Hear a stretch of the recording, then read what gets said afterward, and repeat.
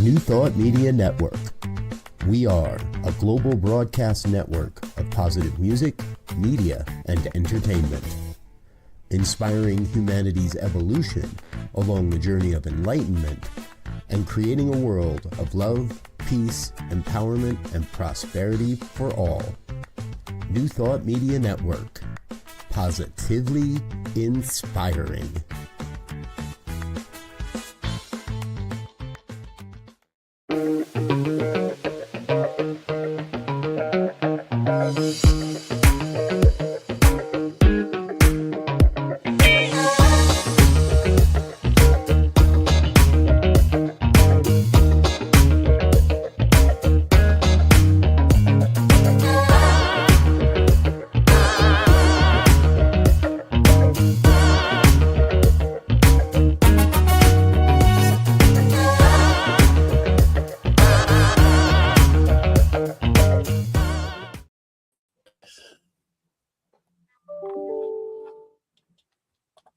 There we are. Hello, dear ones. Dr. Robert with you over here.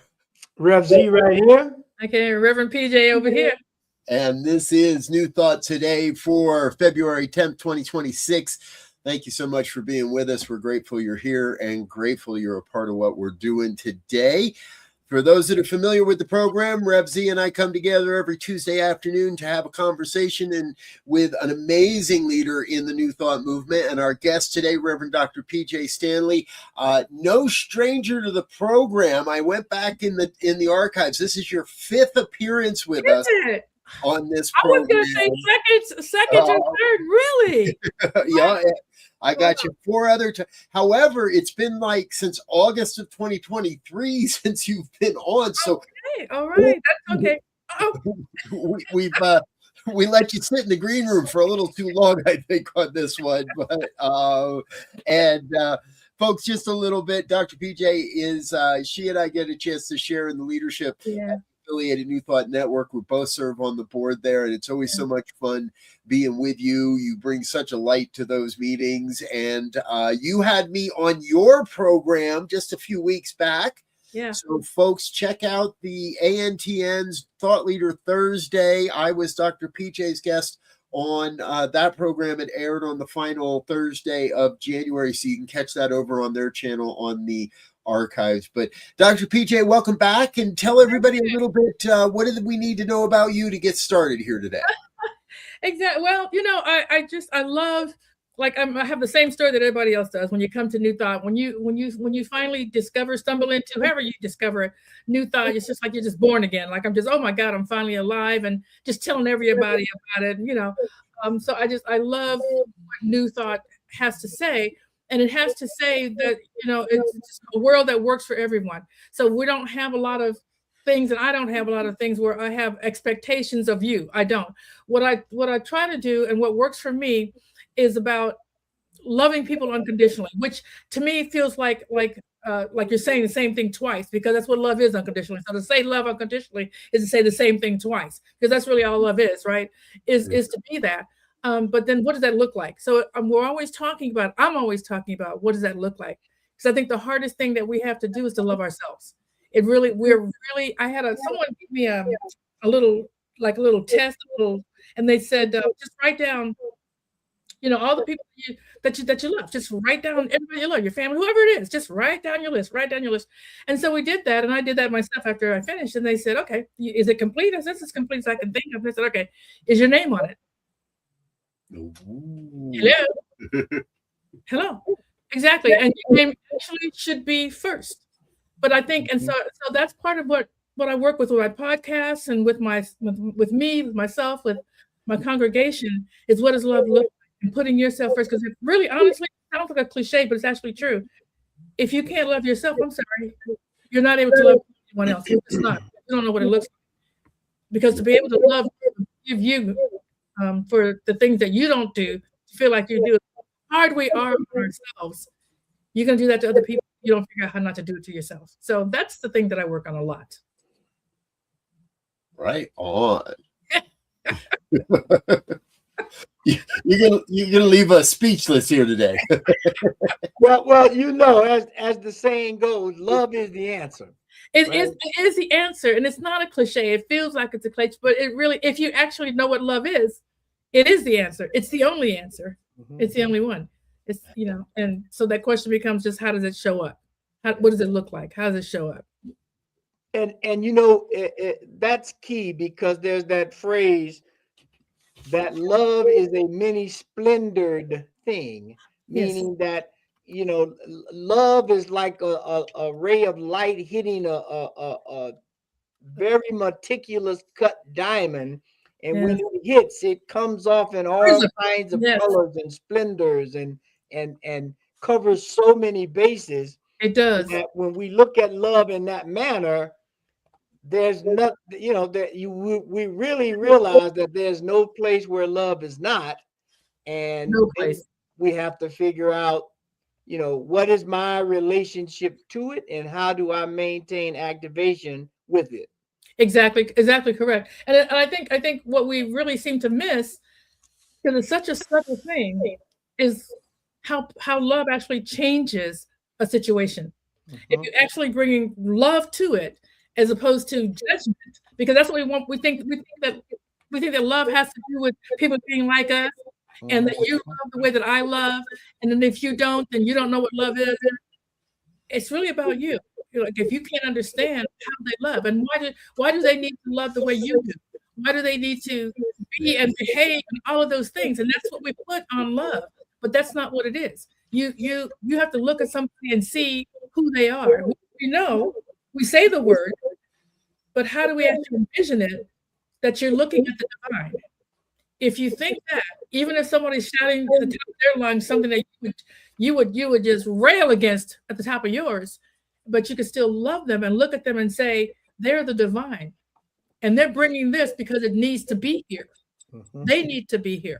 That's work. That's always the work. Constantly, checking yourself about that. Yeah.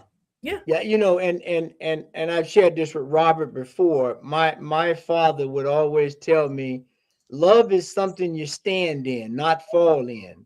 Ooh, and I love that. I'm gonna use that.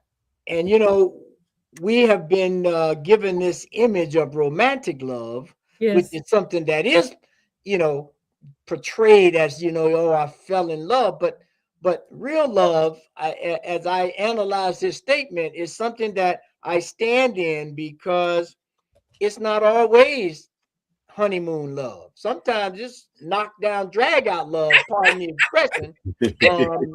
But not advocating any violence or anything, but No, not that. but the ability to take two positions and be Yes. able to work through the point, counterpoint, and the contrast within those, and come Exactly. to a place of togetherness, even though I may not be exactly on the mark that you on. Correct. We can begin to see how they work together for the good of all, and then Exactly. move forward with that love of everyone's being accounted for or taken into account when Exactly. Z. And so I think part of the work for me is, as you do in any conversation, like right now we're having this conversation and I'm trying to get my point across. But if you're looking at what love looks like, you want them to get their point across. So the question is always, tell me more about that. Tell me what that means to you. So you're really always trying to be on. There was something that my first husband, I'm sorry, that was my second husband. Second husband said it was so amazing. And it took me the longest time to understand it, but he just kept saying it. And we would have an argument, and he would say, "PJ, I'm on your side." And I would say, how can you be on my side when I've got a point and you have a point? So you're on your side and I'm on my side. What are you talking about? And listen, I'm on your, and finally it just, boom, it clicked. And I said, oh, you're on my side, which means he's not fighting with me. We weren't fighting. We were just trying to understand, just trying to love each other through it. And it took me quite some time, because I wasn't raised in that. But it was always a fight going on. Going to fight. And so to get that, and that's what I bring with me all the time. I'm on your side. I'm not going to argue with you. I'm just trying to understand you. Just trying to understand. And I don't have to agree to understand. I don't have to agree. I just understand and know that you have a valid point and you have a right to that point. That's all. Right. That's all. I think this is a great conversation because, love was front and center this weekend at the Super Bowl. Okay. The only thing I didn't even realize it was Super Bowl Sunday. So, this is what I'm showing you here, folks. If you're listening to the podcast at a later time, we're looking at a picture of Levi Stadium, and this is how Bad Bunny finished his halftime show with his huge giant screen saying the only thing more powerful than love, or the only thing more powerful than hate is love. Wow. And I love it. It seems to me like right now, at least in America, we're caught in between this choose a side, and the side, and in the choosing of the sides right now seems to be between love and hate, and each side does in some way seem to be accusing the other side of the hate. Mm-hmm. If you look at your socials these days, if you wear a red hat, the red hats are saying the blue hats hate everything, and if you're wearing a blue hat, the blue hats saying the red hats hate everything, and if you aren't wearing a hat, everybody thinks you're hating everything, and because you're not choosing a side, and that's right. So how do we? And maybe I'm looking for a little advice here, but how do we come to that point where we choose love and stop picking sides? I don't have an easy answer. I know I can see Z has something on his mind, but I just want to say this is that why is it necessary to choose sides? That's I think we're on the wrong foot when we say we have to choose sides. Why can't I stand in what I know to be true for me and also stand with you in what you know to be true for me without us having to believe or think the same way? It doesn't mean that if to love somebody or to care about somebody means I think the way that they do. Right. I can acknowledge that you believe that and that has a value to you. It's not something I'm going to use, but I can understand you using it and appreciate and love you anyway and understand that, because I don't need to. I'm sorry, I'm a woman. The guys aren't gonna think the same way that I do. You don't need the same things that I do. Yes, we have several things that are the same, but you don't have the same needs that I have. So why would I only be able to love you if we needed the same things?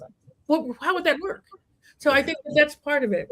Just not having to insist that people think or understand in the same way that I do, that I can still honor and love you for your own thoughts and behaviors. It's okay. Yeah, and I'm cultivating this idea and approach of oneness for this year.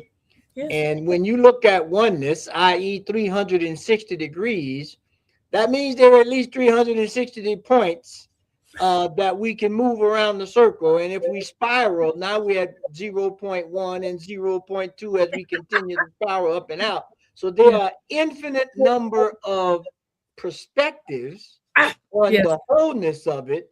But if I limit myself to 2 points within that 360 degree points, not only do I miss the point, I miss the point absolutely, because we're only looking at 2 points in 360.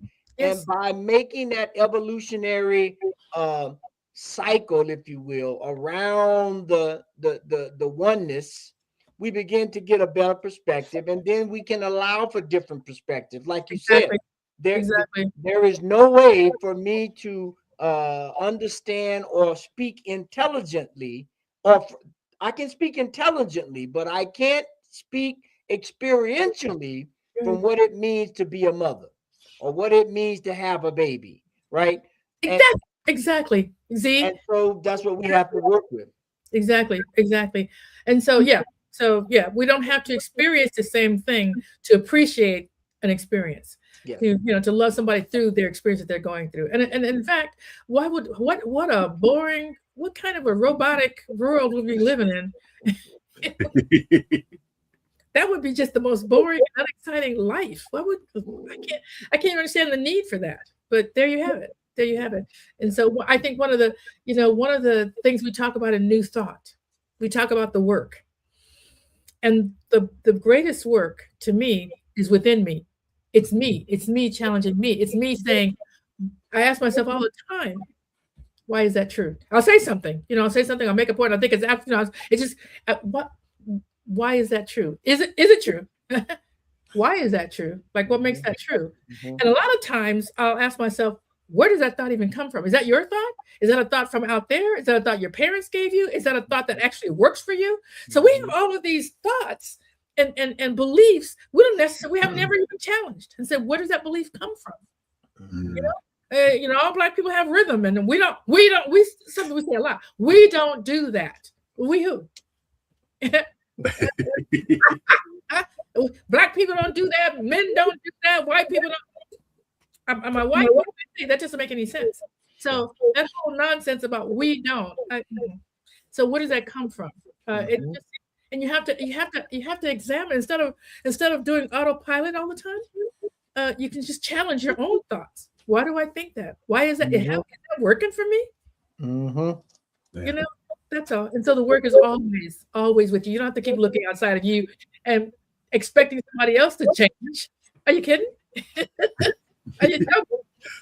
If you've been married in a relationship at all, that's not going to happen. So, you mean that's not how it works? Wait a minute. Oh my God.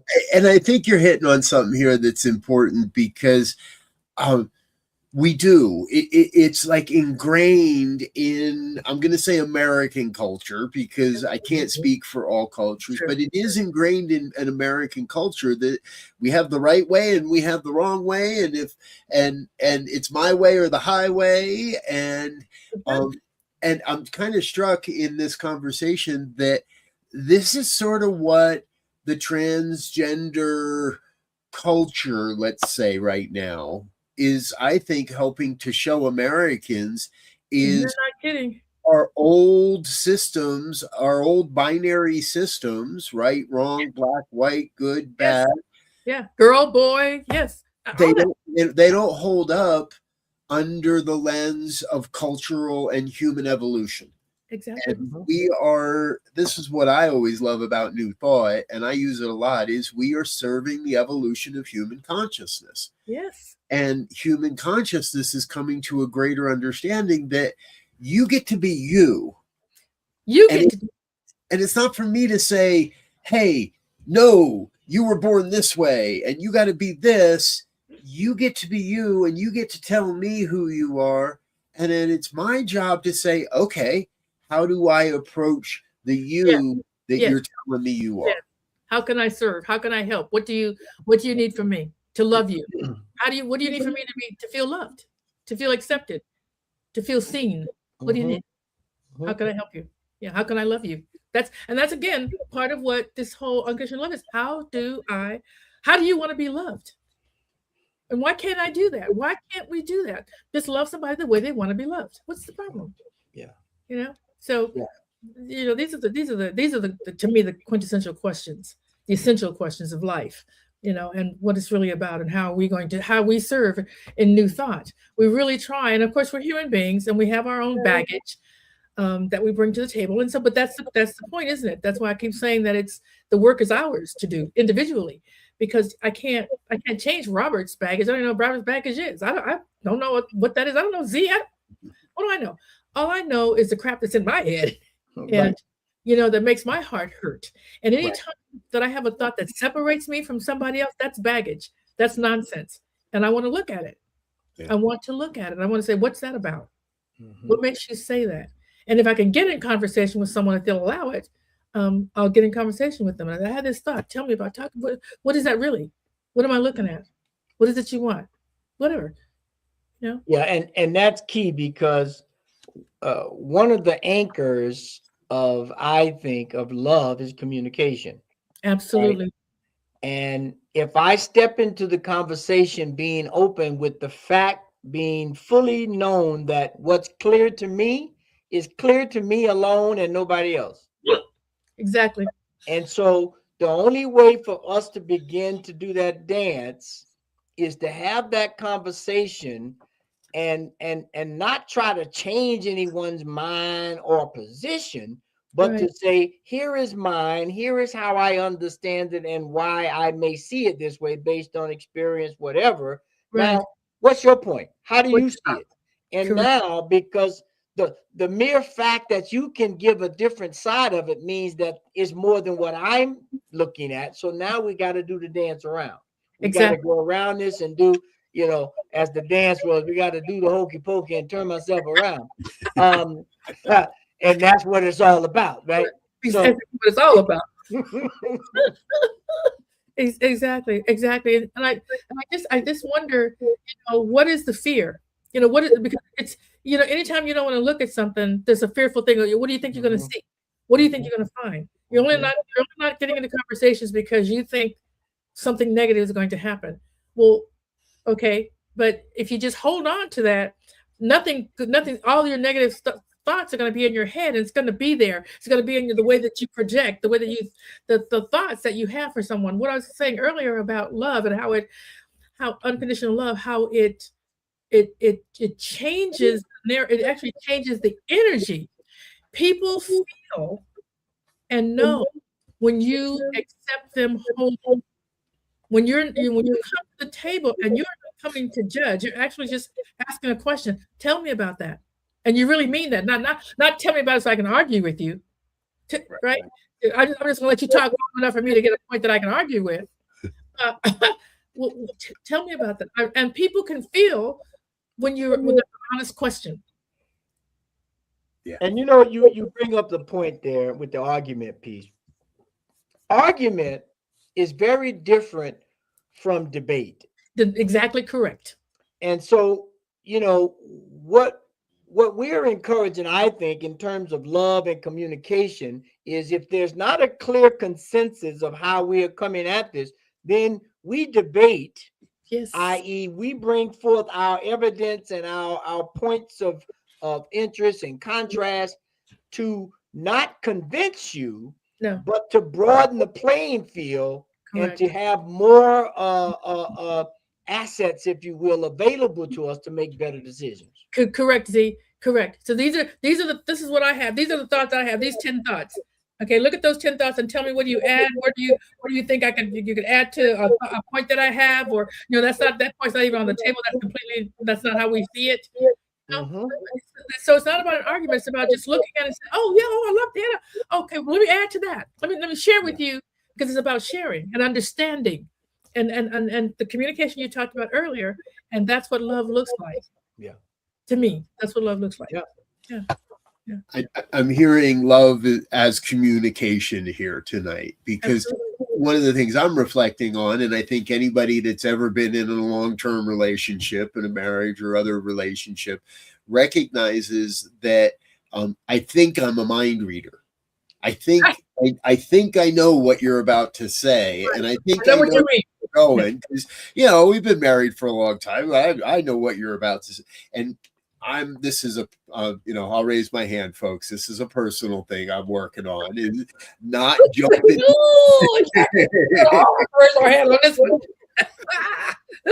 and not assuming what my wife is about to share with me, and not cutting off the conversation. Because here's what happens is if I cut off the conversation, I'm slamming the door for spirit to give me new information. Yes. Just as you were saying, PJ, right? We have different perspectives, and people are going to come with different ideas. And the minute that I jump to that conclusion that I'm right, and I'm going to tell you why I'm right here, and I'm going to tell you where I know you're going, so I'm just going to tell you why you're not going, why I'm not going to let you go there. I've closed the door to greater revelation.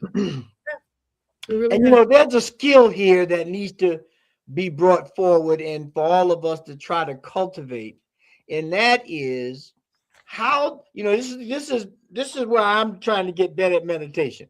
How do I quiet my mind when I'm listening to someone else and not be preparing the retort or the statement or the question? to one thing you said, which took a couple of seconds out of a 5-minute soliloquy that you just gave me. And I done missed everything else, which may have answered the question that I'm finna try to hammer, or the discontent that I may be trying to bring forth. And so it's a real skill and dance of how do I sit in that place, as we say, as the witness or the observer, probably more than the witness, or maybe a little bit of both. But how do I do that and come up with a synopsis or whatever the right word is to be able to speak, number one, intelligently and not off the cuff, and two, how to do it in an inquisitive way as opposed to an accusatory way. Absolutely. And one of the things that I know, Z, is just in the middle of like right now we're talking, we're going back and forth. I'm trying to hear what you're saying without me working up my response, or how I want to respond to that. I'm actually while you're talking, I'm actually talking to myself, and I'm saying, shut the fuck up. Sorry, cut out. You're not the first one this year to use that term, so you're good. We've had a few of those already this year. But yeah, I'm telling myself, be quiet. Yeah. So for me, and I think this is where the power that we have as human beings is that we can make a decision. We make a choice and a decision. I want to hear you. I want to be quiet. So as I say that, and you're talking, and I hear myself, I'm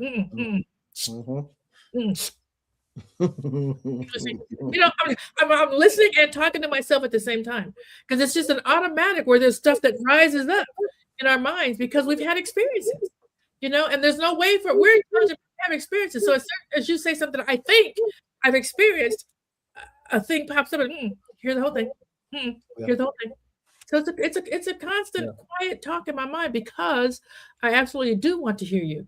I do want to love you. And I think that is the highest way of loving somebody, is to see and to hear them. Yeah. And it's tough, I'm sorry, Robert. I just when I think about when I'm talking to my wife, especially if it's something that I'm passionate about. Yes. I'm just to be honest, I'm trying not to accept anything. Now that leads to some bad situations, obviously. But I'm working on being better at how do I, because if either one of us says something that hits a nerve, even though the so-called nerve has been taken out, right? We resolved it, we fixed it, we took that nerve out.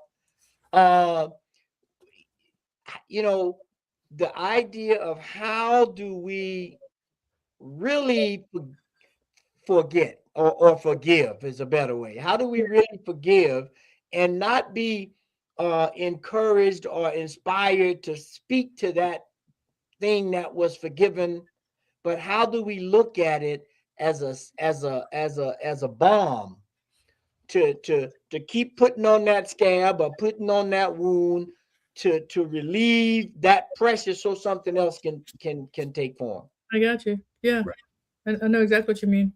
My first teacher used to say, don't make me push this. Yeah. Don't make me push this button. Right. Yeah. Don't you dare give me the excuse to go off. Right. You've really got nothing to do with it. You're just doing you. You're just sharing your truth. And it's my trigger. Correct. That I need to most pay attention to, because when I push my own button that way, what I'm pushing is that wound you're talking about. See, right? I'm pushing that wound and saying, I'm not willing to heal this. And I'm going to stay in the fear. I'm going to stay in that conditional love that I obviously don't have for myself here, because you just caused me to say something I shouldn't have. Right. Right.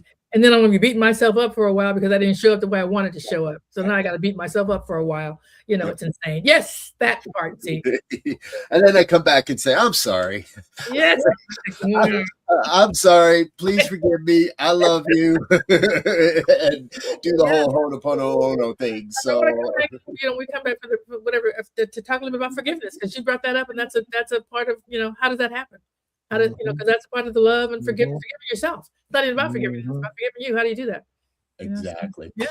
And Dr. PJ's doing a better job at my job than I am right now, and I'm okay with that. She just let you know, folks, we do need to take a break. Let a couple of our sponsors say hello and give us a chance to take a breath and a sip of water. But we are going to come back. We've got a whole nother half hour to go, so don't go away. Hit the like, share, and subscribe buttons. Let your friends and family know what we've got going on. We'll be right back after these messages. All right. Are you passionate about media, storytelling, and making a difference? Welcome to New Thought Media Network, where your voice matters. We amplify diverse voices and share impactful stories. Join us in our mission. We are a nonprofit organization dedicated to creativity and community, looking for enthusiastic volunteers who want to be part of something bigger, learn, grow, and collaborate in various aspects of media production. Incredible support and camaraderie await you here. Your contributions will help us create powerful content that resonates with audiences and drives social change. Ready to make a difference? Visit our website www.ntmedia.org to learn more about volunteer opportunities and how you can get involved.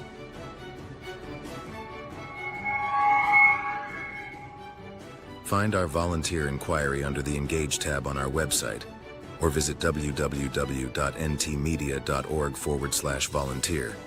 We look forward to connecting with you soon.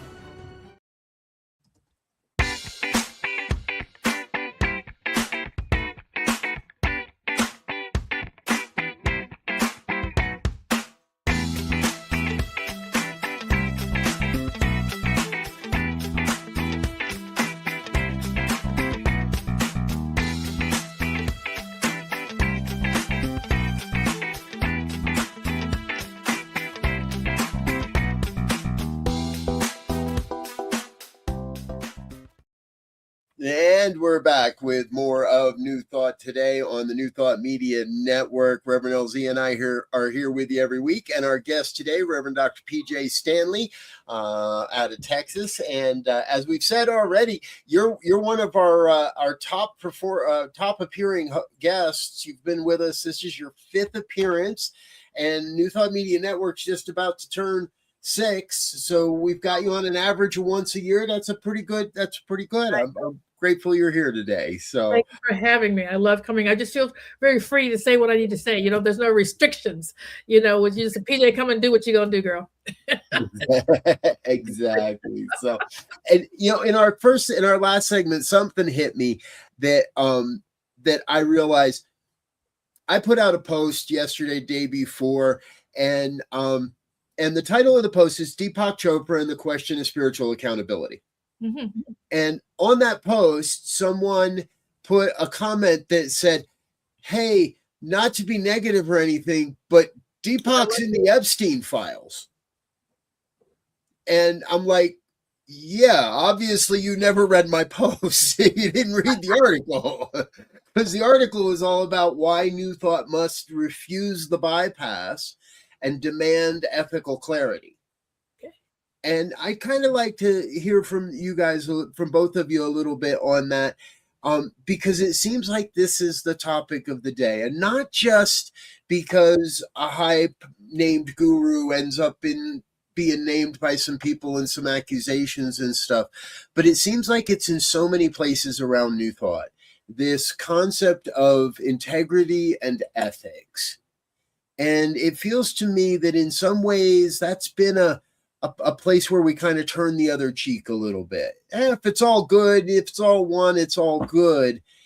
How do we build a culture of ethics within the New Thought movement? On ethics? Yeah, ethics, integrity, wherever you want to take it. Yeah. Well, I'm just gonna toss some things out that may or may not be popular, and I don't really care.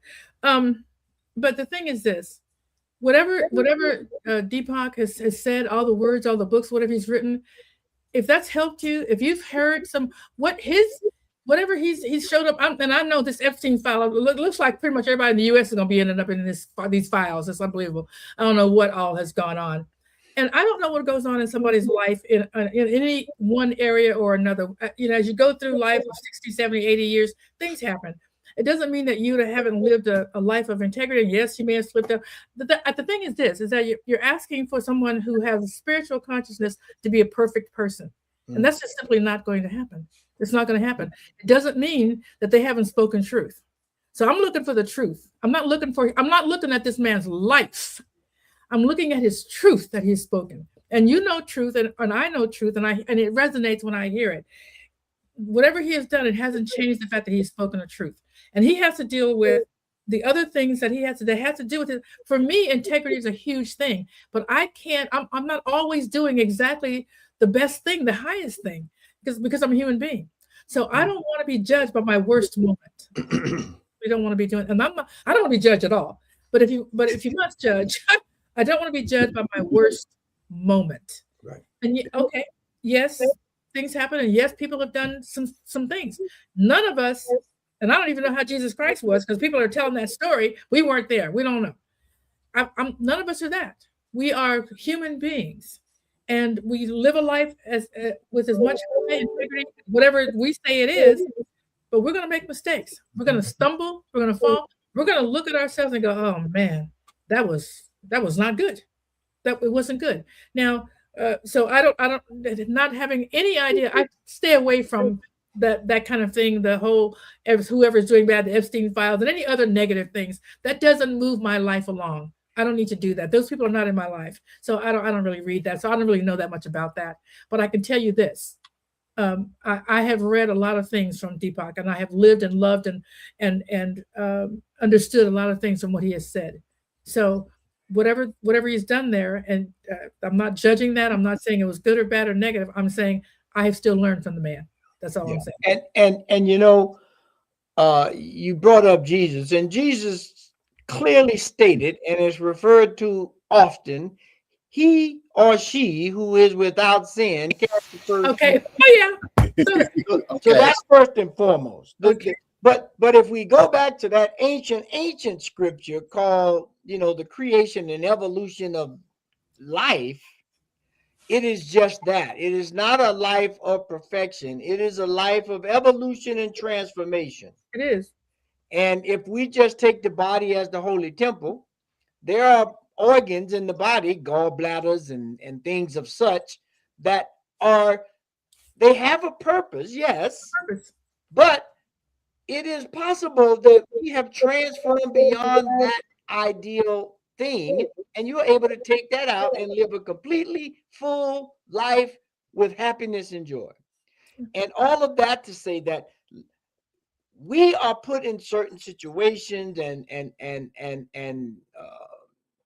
yes, problematic things to grow, to ignite, and to open up another thing in our mind, consciousness, behavior, personality. We could go on. Now, I could judge, but Jesus said, "He who is without sin cast the first stone." Now, judge not. That's how I learned by experience. I'm like, ooh, I don't want to do that. I learned from that experience that you had that I don't know if I can handle that, so I ain't gonna do it. Right. And that's how we begin to really go back to that initial thing, I believe, of love. Yes. Right. We've all done things that we wish we hadn't done, and we hope to God they don't come out in the light. And correct. And that's anybody on the planet. How small, how big, doesn't matter. How it affects you is what counts. And when we can move beyond that, I think the ethics part becomes, if I've made a mistake, or I've misstated or misjudged, how do I rectify it? How do I rectify it? Yes. What's mine to do? It's always that question. What's mine to do? What can I do? What's mine to do? All of that. And so the whole pointing the finger thing is to try to make you feel better without actually doing any work. And that's not going to happen. That's all that is. Just, it's not going to happen. And, and not that we want to protect people that have been hurt by, people that have done some bad things. I'm not saying that at all. But the whole judging part from a spiritual perspective or from a human perspective, no, I'm not going to do any of that. And that's part of the 360, right? How am I looking at the situation from a human perspective, from a legal perspective, from a compassion perspective, from an abuse perspective? I mean, there's so many pieces that make it up. Correct. how do we begin to do that? Look at it from Yeah. all these various positions that we can pull up and say, okay, now let me give an opinion. That's why when you go to the Supreme Court, most of the time, and I may not be a good example, they give opinions, Yes. right? They give opinions on a case of how it might be adjudicated, Right. right? But that's the kind of, I believe, the kind of approach that we should take at a personal, communal, and global level when we look at things going awry, if you will. Yeah. Correct. Correct. So Yep. that's really all I have to say about that. It's just, yeah. And I wanted to bring it into today's conversation simply for the fact that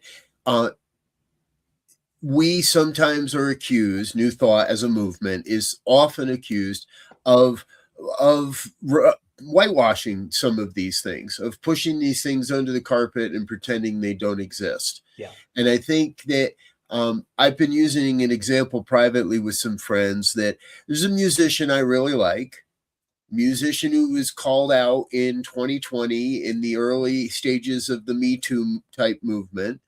And there's no debating the fact that he was a really, really shitty boyfriend. Okay. But there is also no evidence that he was involved with underage girls. There's no proof or evidence. And regardless of all of that, he dropped out of public life. He went and did his own work. Yeah. He let people see him doing his work. Yes. And he has come back out into public life to say, this is what I learned about myself. Beautiful. This is how I handled it. And these are the new promises I'm making moving forward. Beautiful. And I think it's that type of accountability, that type of integrity that I would like to see more often. I have to say it, what Deepak's quote apology left me rather flat. And if you get a chance, folks, jump onto my Substack and read that article. I don't think it held the weight of the divine. I don't think there was integrity there. And I think that I would like to see some public work, some public admonishments, some real substantial visible change so we can feel confident that he's not going to do this again. Yeah. That our daughters and our sons are safe in his company, that our wives and our husbands are safe in his company, and that what he's selling is integrous and is spiritually integrity rather than just whatever his publisher seems to think is going to sell.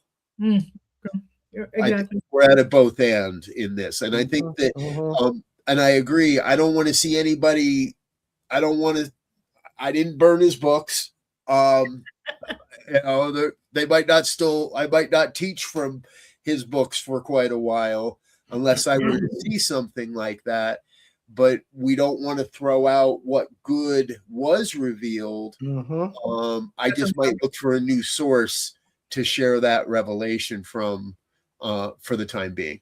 Yeah. And the thing is this is if that's the mark that we're looking at, that we can only read things from people that haven't done anything, that we look in their history, we're not gonna, we're human beings. We're human beings. Everybody's gonna have something in their past that they don't want out in the public light. That's one of the things that to me that says whether you want to run for public office or not, because the moment you go into the public, everybody's looking for all kinds of things that they wouldn't necessarily look for. So there's no one that doesn't have something. Because we are human beings. And again, back to my point of the work is ours. I don't need somebody. I'm not waiting for somebody outside of me to point to something PJ did. PJ's doing all the pointing she needs to do with her in her own heart and mind and saying, hey, PJ, that you could have done better. That really isn't who you say you are. Let's do better next time. And that's up to us individually. I honestly don't want to take time to look at what anybody else is doing. I don't have time for that. I believe that as I'm involved with you, my heart and mind knows who you are. You can't hide that. Who you are, you can't hide that. I didn't know Deepak on a personal level. I just know him from his books. So his book said, and I could read that in spiritual, all that. But as soon as if I bring you into my circle, I know who you are. You know who I am. There's no hiding that. And I make a decision about whether we are, and it's not a judgment, it's a decision about whether or not I brought into my circle those who we are on the same page in terms of how we want to show up. That is all. That is all. That's the decision we get to make because it's my life and I get to make that choice. So do you. So do you. That's all. Exactly. That's all I mean. Yeah. Well, before we run out of time, because I kind of sidetracked us there a little bit. Thank you, folks, for taking a detour with us. Normally, during this portion of the show, what we're talking about is the vision for New Thought and how New Thought serves and supports an evolution in human consciousness, where we're going, maybe as a movement or as a people or as a culture. And Dr. Pjae, we'd love to hear some of your thoughts on that. What do you see as the bigger vision for the future movement, the evolution, the forward movement of New Thought? Well, I kind of love, what we're already doing, and I just say more and more of that, because I'm on the board, certainly of one of the larger New Thought organizations, Anton. We're constantly asking ourselves, what's ours to do? What's out there? Who can we serve? Who can we bring in that is aligned with what we're doing, and we move together, because we're not trying to do it alone.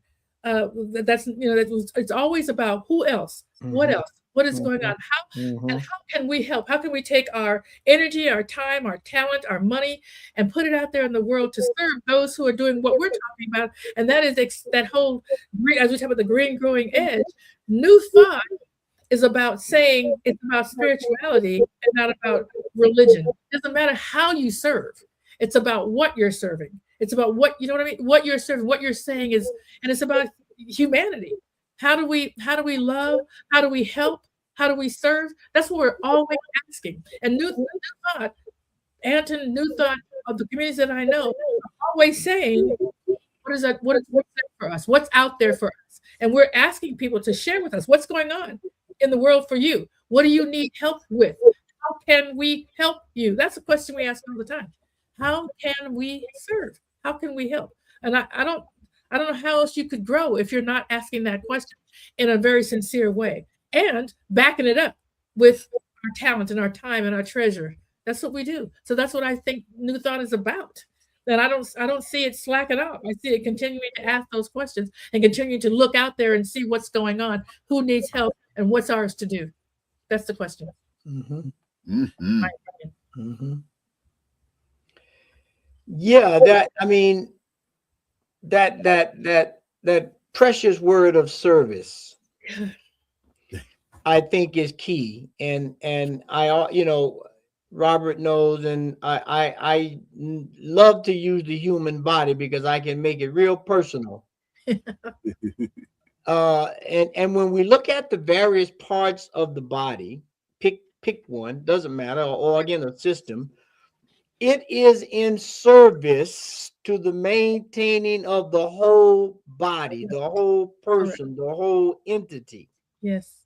And the moment any system, organ, or whatever forgets that prime objective, if you will, there is there's a notification light, like if you're driving in your car and the gas get low. Oh. Yeah. Whoops. Yep, that's okay. We know where he was going. But he's correct. I think he's talking about us, humanity, and New Thought as a system, of saying, we're looking at each other and go, where does the light need to be shown? Because what's lacking, and what part of the system isn't working right now? Who's not getting loved? Who's not being served? Where is that happening? And I think that's what the body does as well. That light comes on and says, "Hey, oh man, I can't see as well. We need to get our eyes checked. What's happening here?" Right. Kind of what we do. We don't shy away from things. We don't hide from things. We actually look out there and say, and when I say out there, just in the world, it's not just this, just little compartmentalized a group of us, we're always saying, okay, what are they doing over there? How can we serve? What are they doing over there? How can we serve? What's our role in this? If any, how can we help? And help in a way that they can appreciate, not help the way we want to, like taking our stuff and putting it on them. That's never what we do. We're always saying, what are they doing, and how can we help in their campaign to serve? How do we do that? And I think that is, to me, what love looks like. I'm not trying to tell you what to do. I'm trying to help you, be more who you are. Right. Yeah. Exactly. That's what God does. I shout it from the rooftops in every conversation I can. That's part of what I love about Anton, the affiliated New Thought Network, because, and we're going to highlight a story here you may have already heard, folks, but Anton, we put our money where our mouth is. We do. And we do very well financially through a number of different resources and revenue streams. And we tithe 10% on that. And we've set aside various funds to help people with education. And you can apply for funds if you're a member to support your ministry. And the board has a discretionary fund. And so recently a story came to me of a family that is emigrated to the U.S. from the Ukraine. They came over several years ago. They just happen to live in Minneapolis. And in the current situation, the renewal for their visas went from a couple $100 to a couple $1,000. It's amazing. Put a huge hardship on the family. Dramatic increase. And with everything that's going on there, they're afraid to leave their home. Yeah. And we became aware of that. I asked the board if we could spend some of our discretionary fund. And the thing I love about the board is they said, oh, that's not enough. I think you were the first one to say it, PJ. I think you were the first one to say, oh, that's ain't enough. We need to give them more than that. And okay, we've got it. And so we did, but we did it. And I really do see it as a form of unconditional love, because we didn't ask them to go attend a New Thought church. No, go show me something, write me something. Yeah, here, we'll give you the money, and here's a couple of books you got to read to be a part of.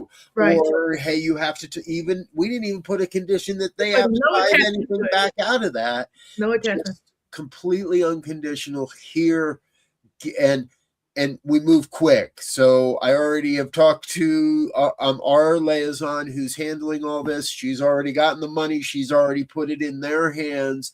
And she's told me that the outpouring of emotion from this family for the financial support that comes through people that they don't know. They don't even know. And they don't need to know us. At all. We get to know ourselves better through these types of experiences. Welcome back, Z. Yeah. Yeah. One of the things I got my internet is not the best over here sometimes, so I'm sorry. It is what it is. It just comes and goes. We're just blessed when we see you. Exactly. Speaking of blessed, we're going to take another quick moment, folks, and say thank you to some of the people that are blessing New Thought Media Network and helping us to stay on the air. You can always become one of these folks, but until you do, help us and join us in saying thank you to our organizational sponsors and individual donors. We'll be right back after this message. Please help us say thank you to all of our organizational sponsors, including the Hefferland Foundation, Affiliated New Thought Network, International New Thought Alliance, Science of Mind Archives and Library Foundation, Center for Spiritual Living Denver, Center for Spiritual Living Midtown, New Thought Philadelphia, Center for Spiritual Living United Life, Sunshine Cathedral, Planned Happiness Institute, Summit Center for Spiritual Living, One Heart Retreats, Universal Joy Center, Unity Kitchener, Unity Spiritual Center Ottawa, Home Center for Spiritual Living, Satya Center, Begin Within Ministries, Center for Spiritual Living North Jersey, Unity of Savannah, and the Center for Spiritual Living Seattle, as well as all of our individual donors. On behalf of New Thought Media Network, Thank you. And please like, share, and subscribe. New Thought Media Network. Come be you. Yes, yes, yes. Thank you to all of our organizational sponsors and individual donors. It's thanks to folks like you that keep this network going and on the air and bringing great conversations like we've been having today with Reverend Dr. Pjae Stanley. So, Dr. Pjae, before we completely run out of time, what's happening in your world? What do you got going on? How can we want to make sure people see your website here, pjaestanley.com. That's one way to stay in touch with you. But what else would you want people to know? Really, I don't have a lot that's going on at the beginning of the year. I'm just trying to decide where I'm going with. I got books that I'm trying to finish up. You know how that goes, just completing some projects and things like that. So it's all going really great. Just continuing to share the love. That's always been the thing that I do, and the thing that I will continue to do no matter what happens is share the love. And so that's what we're doing. Just staying together, loving each other, and moving forward with New Thought. That's what we're doing. Right on. Well, folks, there's the website, pjaestanley.com. You can connect with Dr. Pjae there. Or, as our dear friend, Dr. Jerry Troyer says, it's always a great day to sign up for the Anton Retreat. And if you do, you get to see and hug Dr. Pjae in person for that. So I think we probably just made Dr. Jerry happy. So before we wrap all this up today, however, as we do every week, it's time for our final thoughts. Rev Z, you're up first. Yeah, I would say I love that beginning one of love. And so I'm gonna marry two things we talked about and say now is the time to stand in love and service for the whole of humanity, Yes. to make sure that we can reach a goal where we all claim a world that works for all. That's it. Beautiful. Beautiful. Dr. Pjae, final thoughts. Yeah, I threw out something about forgiveness, and I just want to say really quickly that that's a big deal. And you're talking about love and things like that. And the biggest thing is to forgive yourself. You just don't show up the way you'd like sometimes, and you don't finish things, you don't complete things. But I say, to love yourself, you have to be able to just forgive yourself. Just let it go. Just let it go. It's all right. And love yourself. So forgiveness is a big part. And just do that. Just forgive yourself. Mm-hmm. Yes. Yeah. You I almost hear in that there's a song lyric, to love, serve, and remember, and I'm changing it in my head to love, forgive, and remember. Yes. To remember who we are, to remember the truth of who we have come here to be, and that is not to be an agent of division or separation. That is not to be a voice of condemnation and aggression, but to be the voice of love, to be an expression of forgiveness, and to remember that we are the divine in form. And we're saying it a lot lately, more so than normal, I think, but we are the ones we've been waiting for. We are the ones. We're already here. Already here. And we are already here. So, folks, thanks for being with us today. Please do like, share, subscribe, hit all the buttons that are appropriate.